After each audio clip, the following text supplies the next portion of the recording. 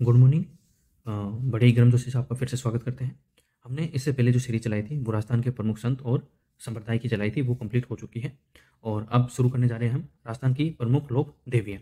तो pre video में आपने देख लिया होगा इसकी वीडियो के अंदर हम क्या क्या पढ़ने वाले हैं। तो सबसे पहले हम पढ़ेंगे करणी माता। तो ये है करणी माता। इनको चूहों की देवी भी कहा जाता है और इनका जो मंदिर है ये देख रहे हैं आप पिक्चर के अंदर चूहे हैं, ठीक है। और ये करणी माता है और ये करणी माता का देशमुख बीकानेर के अंदर मंदिर है, जिसके अंदर ये देखिए चूहे दिख रहे होंगे आपको और ये चूहे दूध पी रहे हैं यहाँ पर। और सफ़ेद चूहे को यहाँ पर काबा कहा जाता है। तो चलिए आगे पढ़ते हैं। करणी माता तो राजस्थान की प्रमुख लोक देवियों में करणी माता है। इनका जन्म कहाँ होता है? तो इनका जन्म सुहाग जोधपुर के अंदर होता है। जोधपुर के अंदर सुहाग नामक एक स्थान है जहाँ पर इनका जन्म होता है। इनके बचपन का नाम रिद्धि भाई था। तो कई बार पूछ लेते हैं कि इनका जन्म करणी माता का जन्म कहाँ हुआ था, तो सुहाग जोधपुर के अंदर। और इनके बचपन का नाम क्या था? तो इनके बचपन का नाम था रिद्धि भाई। इनका जन्म चारण परिवार में हुआ था। कौन से परिवार में हुआ था? चारण परिवार के अंदर, जिस परिवार से जो सुभाष चारण सर है वो बिलोंग करते हैं। तो इनका जन्म चारण परिवार में हुआ था। तो ये आपको पता चल गया। इनका जो मुख्य मंदिर है वो देशनोक बीकानेर के अंदर है। कहाँ पर है? देशनोक बीकानेर के अंदर है। कई बार एग्जाम के अंदर पूछा गया है और आगे भी पूछा जा सकता है, इसलिए आपको याद रखना है कि करणी माता का जो मुख्य मंदिर है वो कहाँ पर है? वो देशनोक बीकानेर के अंदर है। इसको चूहा मंदिर भी कहा जाता है। चूहा मंदिर इसलिए कहा जाता है क्योंकि आपको पैर रखने की भी जगह नहीं मिलेगी, यहाँ पर इतने सारे चूहे देखने को मिलते हैं। सफ़ेद चूहे को काबा कहा जाता है और उसके दर्शन शुभ माने जाते हैं। जो वाइट रेट होता है, वाइट चूहा होता है, सफ़ेद चूहा होता है, उसके दर्शन बहुत ही दुर्लभ होते हैं। अगर किसी को दिख जाता है तो बहुत ही शुभ माना जाता है। देशनोक में नेहड़ी जी का मंदिर है जहाँ करणी माता स्वयं रहती थी। जो देशनोक बीकानेर के अंदर ही है, वहाँ पर नेहड़ी जी का मंदिर है। किसका मंदिर है? नेहड़ी जी का। किसका? नेहड़ी जी का मंदिर है जहाँ करणी माता स्वयं स्वयं रहती थी। करणी माता तेमंडे राय माता जी की पूजा करते थे। जो करणी माता है वो तेमंडे राय माता की पूजा करती थी। देशनोक में तेमंडे राय माता जी का मंदिर भी है। तो देशनोक बीकानेर के अंदर तेमंडे राय माता जी का मंदिर भी है। और माता का जो प्रतीक है वो क्या है? वो चील है। और इनको दाढ़ी वाली डोकरी भी कहते हैं। क्या कहते हैं? दाढ़ी वाली डोकरी भी कहते हैं। किसको? तेमंडे राय माता को। किसको? तेमंडे राय माता को। और करणी माता को तो हमने देख ही लिया। इनका जन्म सुहाग जोधपुर के अंदर होता है। बचपन का नाम रिद्धि भाई। जन्म चारण परिवार में। मुख्य मंदिर देशनोक बीकानेर में। ये खुद भी, जो करणी माता है, ये खुद भी तेमंडरे राय माता जी की पूजा करती थी। और इनका प्रतीक जो था माता जी का वो चील है। और तेमंडरे राय माता को दाढ़ी वाली डोकरी भी कहते हैं। तो ये आपको ध्यान रखना है। फिर नेक्स्ट जो हमारी माता है वो है जीर्ण माता। कौन सी माता? जीर्ण माता। जीर्ण माता। तो जीर्ण माता जो है हमारा, वो कहाँ पर है? वो रेवासा शिखर के अंदर है। कहाँ पर है? रेवासा शिखर के अंदर। चौहान राजा पृथ्वीराज द्वितीय के सामंत मोहिल ने इस मंदिर के पास निर्माण करवाया था। इस मंदिर का निर्माण करवाया था। जीर्ण माता चौहानों की इष्ट देवी है। तो यह अगर आपसे पूछा जाए कि चौहानों की इष्ट देवी कौन कौन है, तो वो है जीर्ण माता।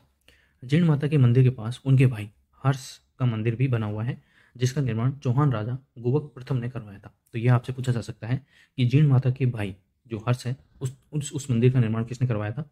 तो एक चौहान राजा थे जिसका नाम था गुवक प्रथम। उसने इस जीर्ण माता के भाई के मंदिर का निर्माण करवाया था। जीर्ण माता का जो गीत है वो सभी माताओं में सबसे लंबा माना जाता है।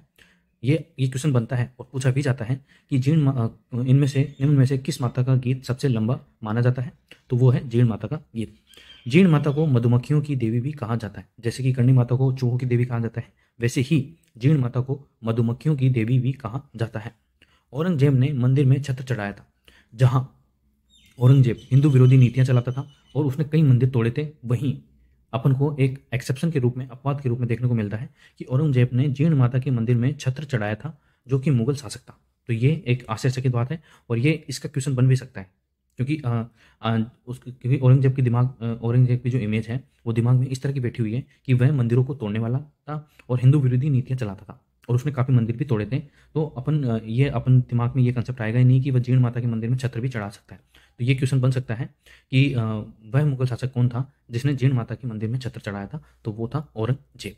जीर्ण माता मंदिर की अखंड ज्योति, जीर्ण माता मंदिर के अंदर जो अखंड ज्योति चलती है और उसके अंदर जो घी आता है वो कौन भेजता है? वो केंद्र सरकार के द्वारा भेजा जाता है। तो ये भी इंपॉर्टेंट है।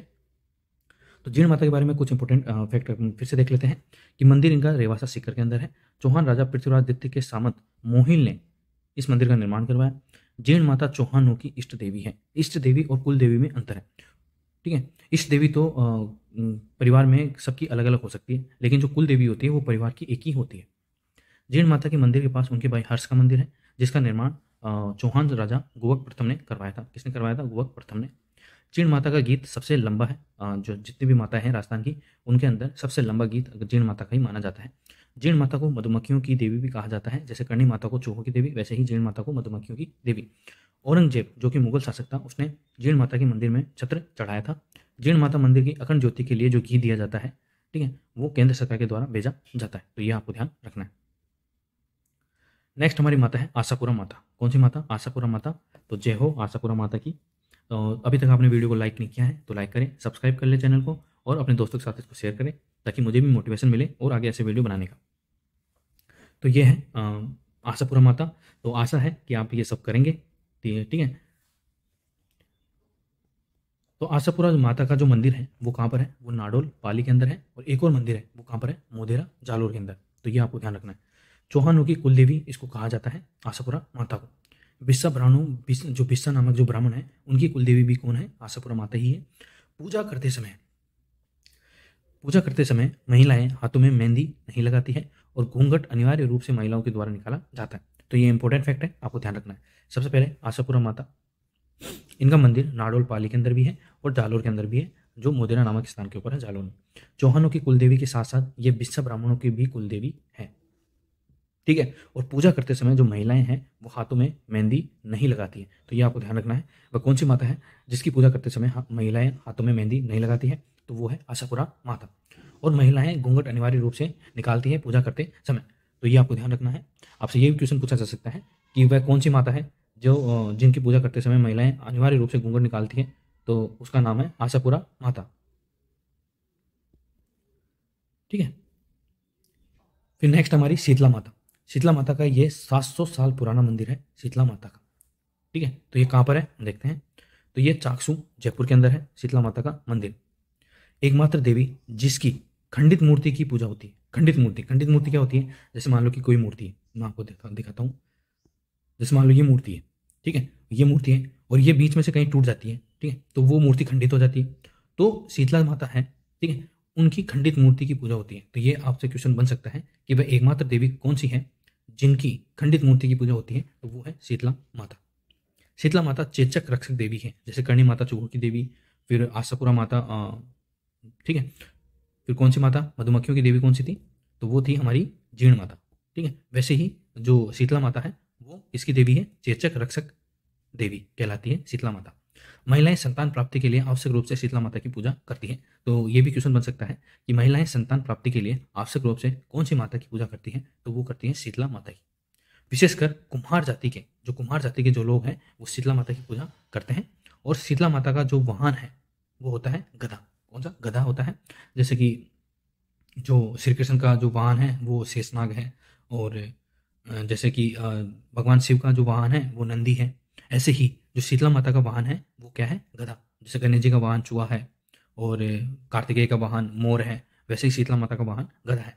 और इनकी पूजा के दिन ठंडा खाना मतलब एक दिन पहले, जैसे मान लो कल पूजा करने जानी है तो एक दिन पहले खाना बना लेते हैं और अगले दिन ठंडे खाने की पूजा की जाती है, मतलब बाशुड़ा खाया जाता है। तो ये आपको ध्यान रखना है। तो मंदिर इनका चाकसू जयपुर के अंदर है। एकमात्र देवी जिनकी खंडित मूर्ति की पूजा की जाती है। शीतला माता को चेचक रक्षक देवी भी कहा जाता है। महिलाएं संतान प्राप्ति के लिए आवश्यक रूप से शीतला माता की पूजा करती हैं। विशेषकर कुम्हार जाति के लोग इनकी पूजा करते हैं। शीतला माता का वाहन जो है गधा है, और पूजा के दिन ठंडा खाना बाशुड़ा खाया जाता है। नेक्स्ट माता है हमारी सकराय माता। कौन सी माता? सकराय माता। और नेक्स्ट फिर उसके बाद है छींक माता। तो छींक माता भी है, देखिए अच्छी, तो इसकी भी एक माता है, सोच सकते हैं आप। तो सकराय माता, तो सकराय माता का जो मंदिर है वो कहाँ पर है? उदयपुर पाटी झुंझुनू के अंदर इनका मंदिर है। इनका अन्य नाम शाकंभरी माता भी है। यह चौहानों की इष्ट देवी है। किसकी इष्ट देवी है? चौहानों की।